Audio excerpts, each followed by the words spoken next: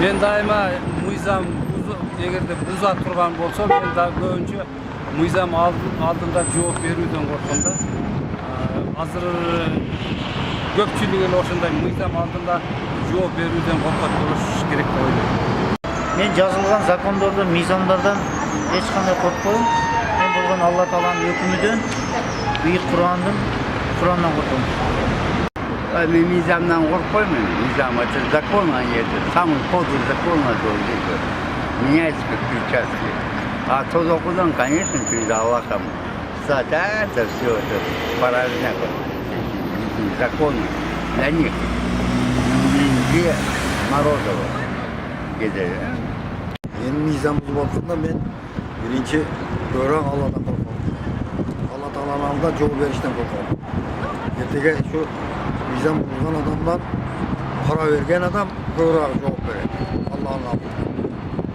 Мен бул жашоодогу мыйзамга караганда, бул жашоодогу мыйзам бузууларга караганда, аркы дүйнөдөгү Алла Тааланын алдында жооп берүүдөн корком. Биз бул жашоодо кандайдыр мыйзам бузсак, эгерде мыйзам алдында жооп беребиз да, эгерде аркы дүйнөдө биз Кудайга жакпаган иш кылсак, аркы дүйнөдө биз Кудай алдына жооп бериш бул дүйнөгө салыштырмалуу аркы дүйнөдөгү бир топ эле кыйын болуп калат да. Алла Таала алдында жооп бериш. Мыйзамдан оңойлоп кутулуп кете аласың, бирок бул жоктон качып кутула албайсың. Анткени аркы дүйнөгө барыштан жооп бериштен корком. Себеби Мен жеке оюм мыйзамга караганда Алланын өкүмүнөн көбүрөөк андан тышкары мыйзамдын чегинде дагы жашаш керек. Мен мыйзамга караганда тий дүйнөдө акыреттен корком да.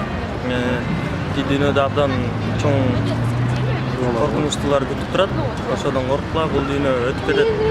Бул дүйнө кыска эле. Любой адам көп жашаган эмес, вечно жашабайт дагы, жашаган эмес дагы да. Ошон үчүн тий дүйнөдөн коркпа, Кудайдан коркпа, Мен көбүрөөк мыйзамга караганда Кудайдан корком. Анткени мыйзам убактылуу, Кудайдын жазасы көп.